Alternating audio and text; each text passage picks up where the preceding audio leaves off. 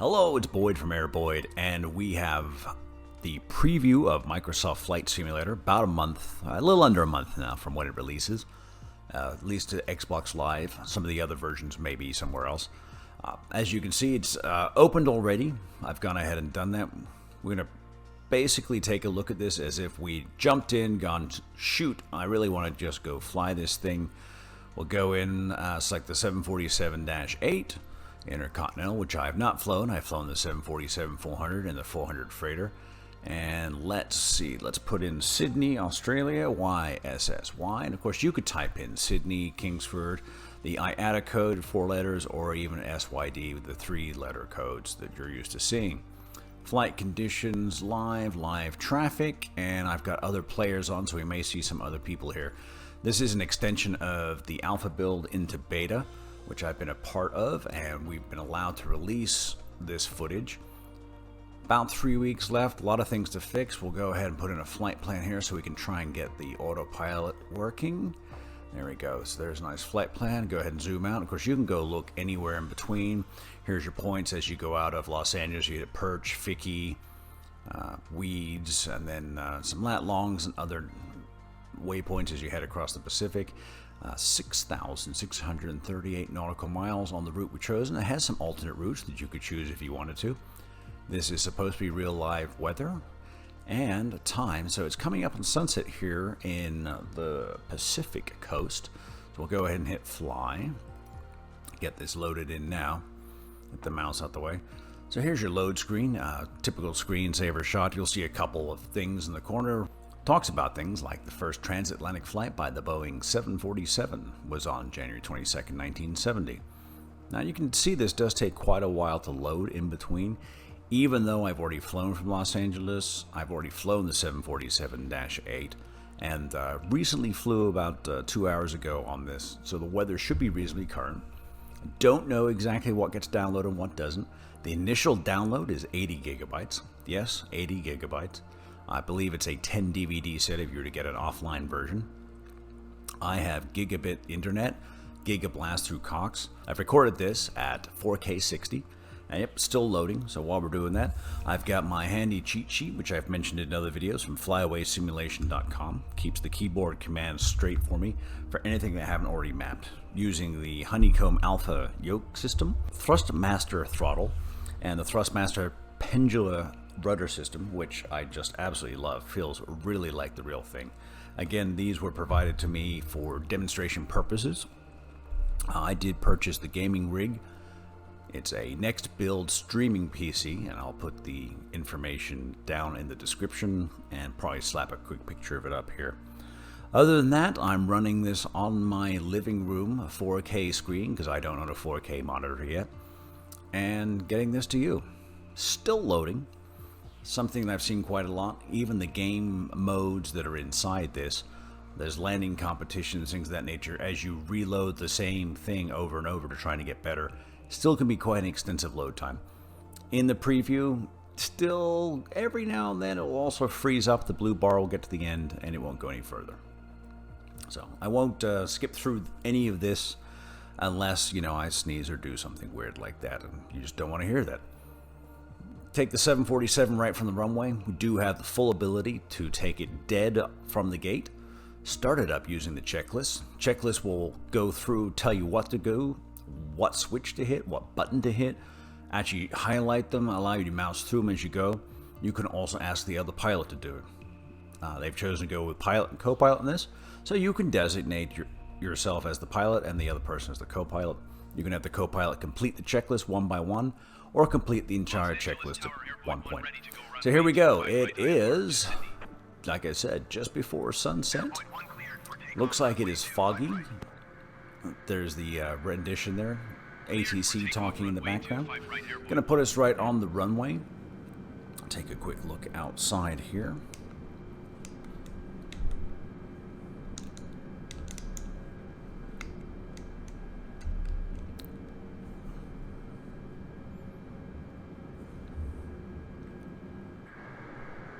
There we go.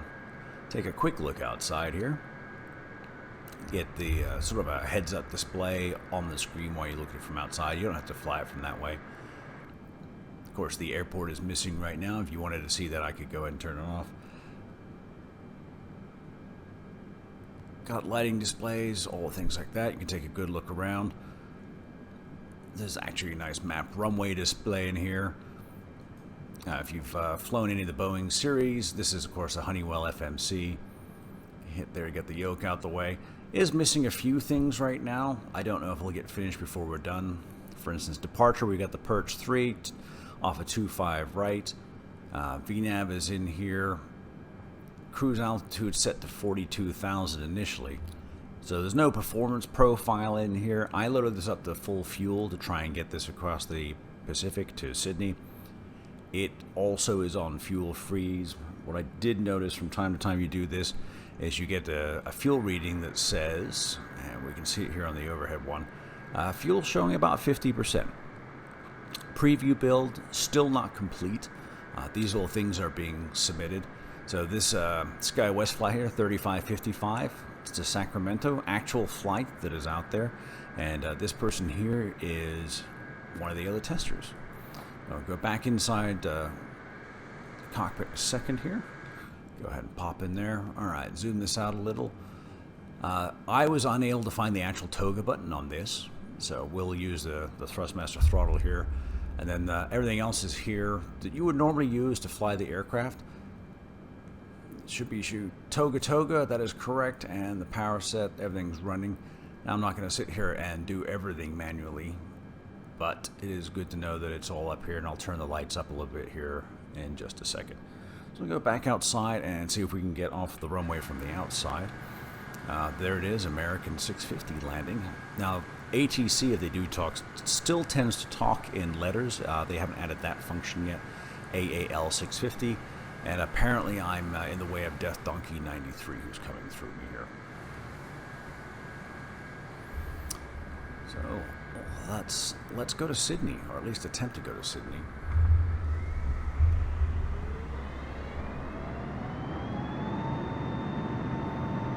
And the key command did not work for me to release the brake, so I'll just go ahead in here and find the brake, which is right down there. Now, eventually, this is supposed to have track IR, which I don't own. So let's go ahead and head back outside. There we go. And we're going to listen for the V1 call and rotate. Now, this is supposed to be at a 50% load for a 747 with 100% fuel. It's still showing 50% fuel. We'll see what happens as we get airborne here. See the tower through the fog there over to the right. V1, there's the tower, the fog. It's going to be a nice takeoff here to the fog, I think. Give us a gentle pull. There we go, coming off the ground. A little fast there. Hard to get everything exactly right while you're sitting here talking. And that's the very sensitive pitch trim, which I have set down a number of times. And let's get the gear up here. Sun sitting over the clouds, nice picturesque. We'll start cleaning it up here because this is going to get real fast and we're going to start getting warnings. Now we were cleared at 10,000 out of SoCal. And it said continue as planned. So let's see if we can get the autopilot to engage. We're going to hit Z. I have not set my transponder. And see. There we go. So the autopilot has not engaged immediately. Do a gentle pitch up there, and let's take a look inside and see if we can get that sorted out. Gentle climb.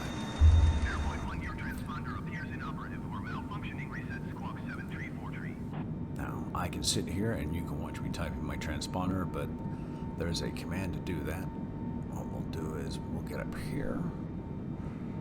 Now, one of the things that hasn't been working well, and we shouldn't be off of here already, is LNAV, VNAV, and the flight directory switches keep turning themselves off. And we'll get back to him in a second. Now, we're supposed to be climbing to 10,000. Autopilot is turned on. LNAV, VNAV. Go ahead and take a look back outside the aircraft again and see how we're doing this pitch now. You'll see that the power has come back since we engaged LNAV and VNAV, slowing down 300 knots, and the climb is slowed down even though we're supposed to be climbing to 10,000. Let's take a look at what's inside the box inside the cockpit. This is what we would normally use, and this is something that isn't quite right yet. I'm going to go to the legs page here, and you can see it's already showing 42,000 feet rather. Now normally we'd be able to select perch. It would appear in the scratch pad down here. We'd go to the top and we'd hit execute, and that is how we'd get direct somewhere. This function is not working yet, and you can see the magenta line, which is what we use to navigate, is also not here yet in this version. So we're back into a descent now, even though the autopilot is turned on and climbing to 10,000. So we'll give flight level change a try. Flight level change 250 knots. Speed window opens, commands 250 knots, does not start climbing. So these are some of the things that need to get worked out, and you know, I picked the 747 because it's something I'm familiar with. I've flown the 737, 747, 757, 767, 777, and they're all fairly similar. So, you know, the Boeing is a Boeing. You can see the magenta line off to the right has done nothing to try and get over to it. So we'll go ahead and we'll turn the heading bug over there, and we'll see if we can get on. We'll leave LNAV on and see if it engages on the magenta line. From what I've seen so far, it will not. Head outside. While that's doing that, hey, beautiful night.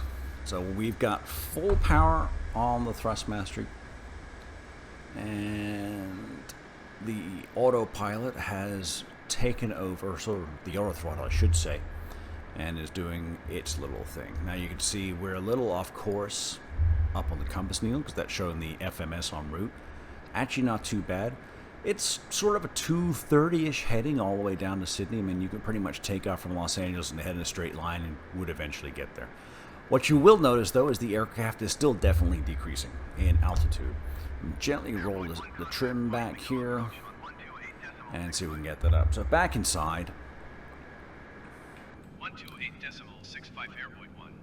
Not really getting any closer to the magenta line, and the aircraft really hasn't turned because I didn't hit heading select. And this, of course, is something that you would always do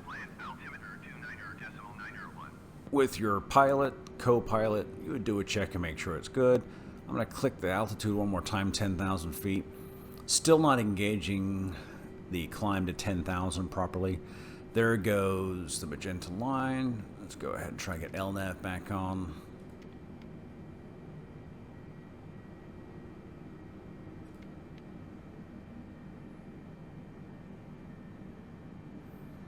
Ah, now it looks like we might actually be getting somewhere on the LNAV.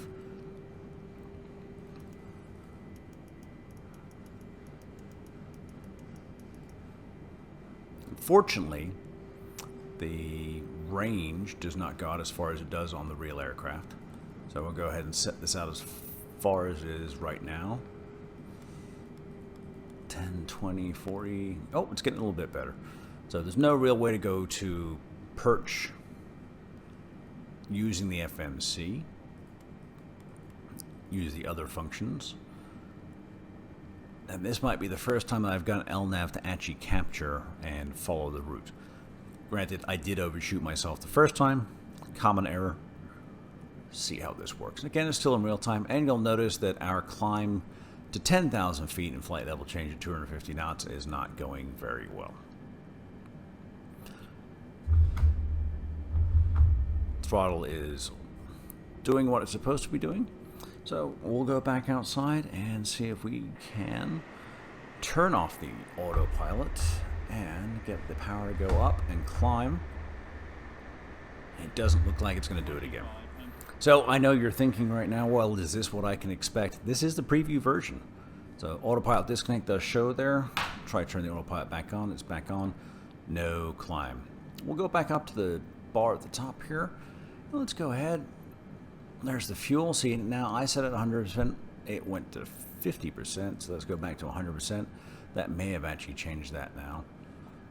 And we'll go up here to the nav log. Nav log's still there. Now you can put the nav log on a second screen if you have it. Follow on-screen waypoints to navigate. That is an objective. Let's see what we have our choice on here. Now, we can go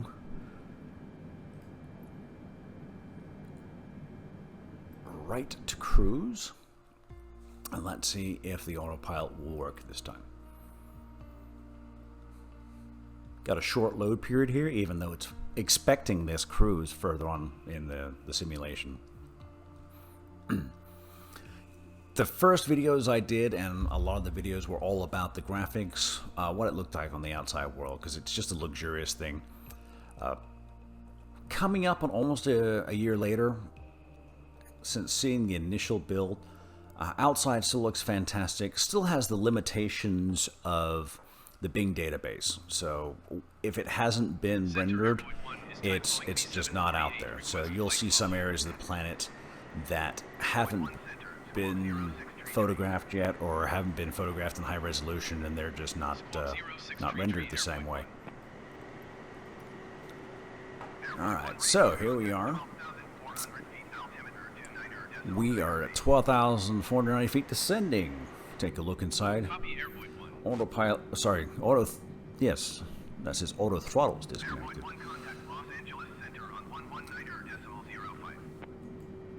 See if I can get my co-pilot to change the 119.05 for Airboyd 1. Now I will turn the cockpit lights on in just a second Los Angeles here. Center, Airboyd 112,400 feet. Airboyd 1 Los Angeles Center, continue to Figgy as planned. Altimeter 29.98. And it looks like we overshot LNAV again. It's gone back into heading hold, which would not be unusual if you were slewing around in a simulator. So there's no way to go direct using the FMC. It all has to be done up here. We'll go ahead and skip ahead to, how about somewhere going on the way to Sydney, since that'll be daytime.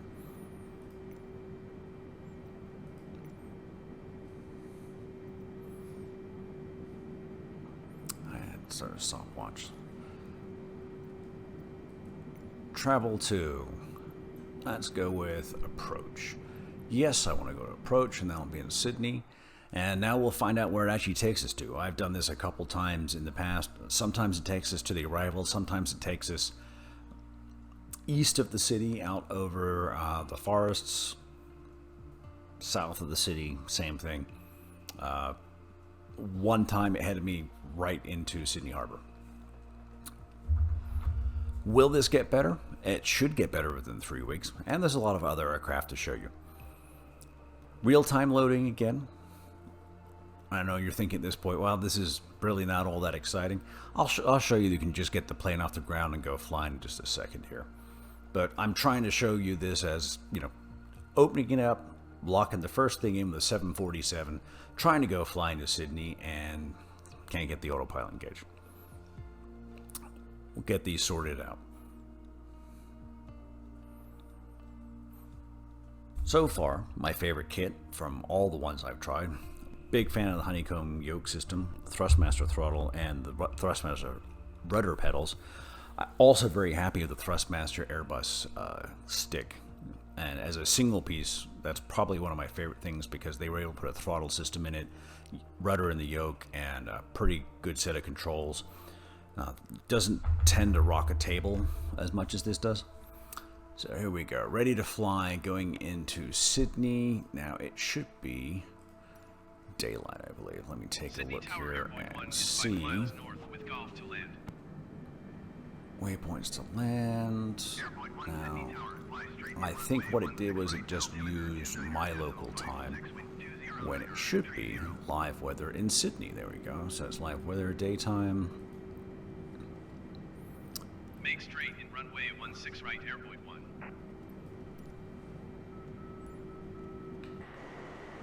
And wow, they just put me right onto the approach. It looks like we're going to end up doing a low arrival over the city, over the airport, and over everything. Well, at least you can see the beacon and everything else down there. Go ahead and turn the yoke just to prove that the autopilot is on, and I'm sitting here at full idle, cruising at 305 knots, 1,500 feet. Take a quick look up here to that nav bar. Now, I had it on approach, not final, and it jumped right in there. We could go back up here and do it, but I think we're going to skip it for now.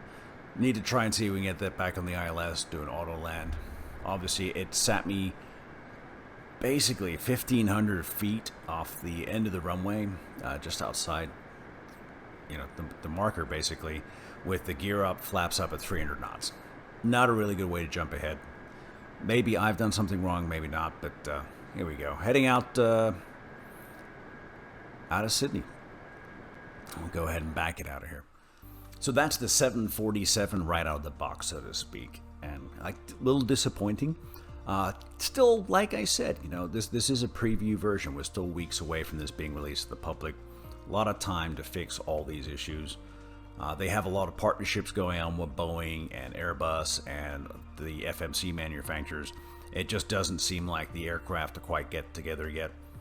We'll see how it goes. A lot of the other stuff here I've really enjoyed, and I'll separate these into some other videos. In the meantime, keep watching and let me know if you want to see anything else. I'll be checking the comments, of course, try and answer the questions that you have.